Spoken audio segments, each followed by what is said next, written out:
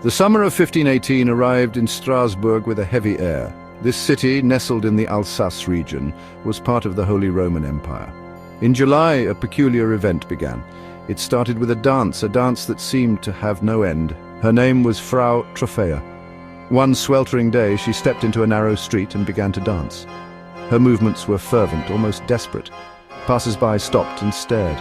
They could not have known this was the prelude to something far stranger. Frau Troffea's dance was the spark that would ignite a terrifying epidemic.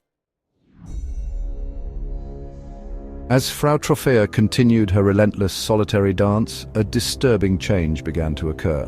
One by one, other individuals found their own feet beginning to move, their bodies succumbing to the same irresistible urge. At first, it was just a few, perhaps neighbors or those who had watched Frau Troffea for extended periods. They joined her in the street, their movements mirroring her frenzied, uncontrolled jerks and twirls.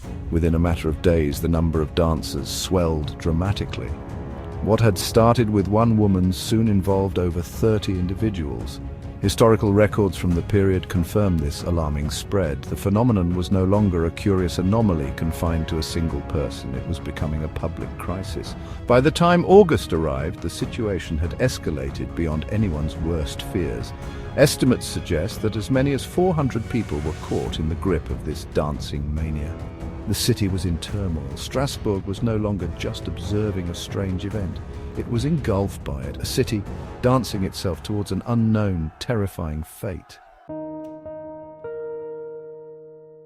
The physical effects of this non-stop dancing were brutal and horrifying. The movements were not coordinated or joyful. They were described as spasmodic, with individuals often experiencing violent convulsions. Their arms thrashed wildly, their bodies drenched in sweat from the constant exertion. Many dancers had vacant, expressionless eyes, as if their minds were detached from the torment their bodies were enduring.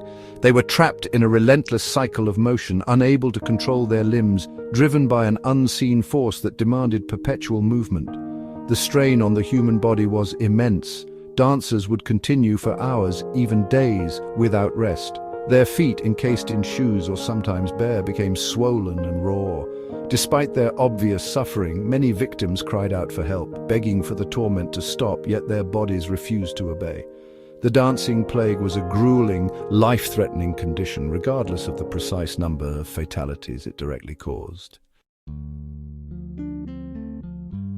Faced with this escalating and bewildering crisis, the civic and medical authorities of Strasbourg were at a loss. Physicians of the era, relying on the prevailing medical theories, examined the dancers. Their diagnosis was that the condition stemmed from hot blood. Based on this diagnosis, the authorities prescribed a remedy that, in retrospect, seems catastrophically misguided. They believed that the only way for the afflicted to recover was to dance the illness out of their systems. The city council ordered the clearing of public spaces to accommodate the dancers. Guild halls were reportedly refurbished and opened up specifically for this purpose, creating designated dancing zones.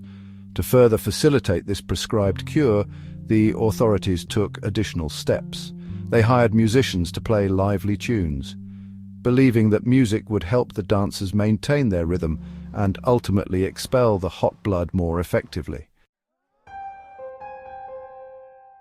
The initial strategy of encouraging more dancing quickly proved to be a catastrophic failure. As the days turned into weeks, the number of dancers did not decrease. Instead, it continued to climb. The guild halls filled with writhing bodies and the musicians played on, but there was no sign of recovery. The afflicted only grew more exhausted, their conditions worsening. It became painfully clear to the Strasbourg authorities that their prescribed cure was not working. In fact, it seemed to be making the situation significantly worse. Realizing their grave error, the city council was forced to reconsider its approach. The hot blood theory and its accompanying prescription of dancing it out had backfired spectacularly.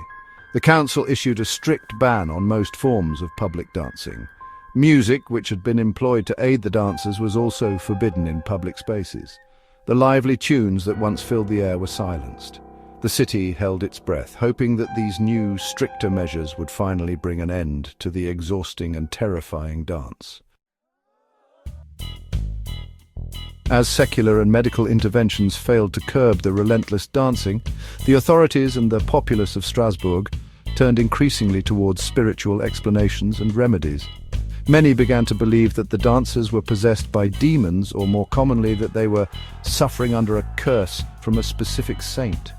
The saint most prominently associated with this kind of affliction was Saint Vitus. He was a Christian martyr whose intercession was sought for various neurological disorders, including epilepsy and conditions involving uncontrolled movements. It was widely believed that Saint Vitus had the power to inflict such dancing plagues upon sinners as a form of punishment. The remaining dancers were ordered to be taken to a shrine dedicated to Saint Vitus. This shrine was located in the Saverne caves, some distance from Strasbourg. Upon arrival, specific rituals were performed in an attempt to appease the saint and lift the supposed curse. For the desperate people of Strasbourg, this appeal to the divine represented their last best hope. The centuries after the dancing plague of 1518 subsided, historians and scientists continued to debate its true cause. One of the most compelling and widely accepted explanations is that the dancing plague was a manifestation of stress-induced mass hysteria, also known as mass psychogenic illness. This theory, prominently advocated by historian John Waller, suggests that the bizarre behavior was a collective psychological response to extreme and prolonged societal stress. The context of early 16th century Strasbourg provides fertile ground for such a theory. The region had been ravaged by years of hardship. Famine was a recurrent threat, with crop failures leading to widespread hunger and malnutrition.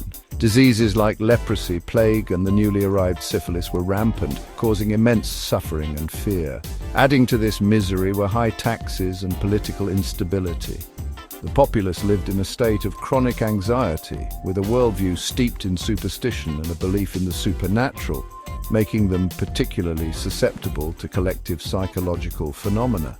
Mass psychogenic illness often occurs in cohesive groups under significant stress. The sight of Frau Troffea's initial inexplicable dance could have acted as a potent trigger in this highly suggestible environment. The phenomenon could spread through social contagion, where observing the symptoms in others induces similar symptoms in oneself. Another prominent theory proposed to explain the dancing plague of 1518 is ergot poisoning, or ergotism. Ergot is a fungus that can grow on rye and other grains, particularly in damp conditions following cold winters. If contaminated grain is milled into flour and consumed, it can cause severe poisoning. Ergot fungi produce psychoactive alkaloids, including ergotamine, which is chemically related to LSD. Ingesting these compounds can lead to a range of debilitating and sometimes bizarre symptoms, offering a potential physiological explanation for the uncontrolled dancing. Convulsive ergotism is characterized by painful muscle spasms, convulsions, delirium, and hallucinations. Proponents of the ergot poisoning theory suggest that the dancers of Strasbourg might have consumed rye bread contaminated with this fungus. The reported spasmodic movements, convulsions, and perhaps even the trance-like states of some dancers could align with the symptoms of convulsive ergotism. The dancing plague of 1518 eventually began to wane in late August and early September of that year. The combination of enforced rest, the solemn pilgrimage to the shrine of St. Vitus, and the powerful religious rituals performed there seemed to have a calming effect. Whether it was divine intervention, the psychological impact of the focused religious ceremonies providing a sense of resolution and forgiveness, or simply the natural course of a mass psychogenic event burning itself out, the number of new dancers dwindled. Those still afflicted were gradually brought under control or collapsed from sheer unutterable exhaustion. The city of Strasbourg slowly returned to a semblance of normality, though the memory of those terrifying weeks lingered. The official records, such as council notes and sermons, attest to the reality of the event, even if they are sometimes contradictory on details like the exact number of dancers or fatalities. The Strasbourg outbreak was not an isolated incident. History records several other instances of dancing mania or similar collective psychogenic phenomena across Europe, particularly between the 11th and 17th centuries.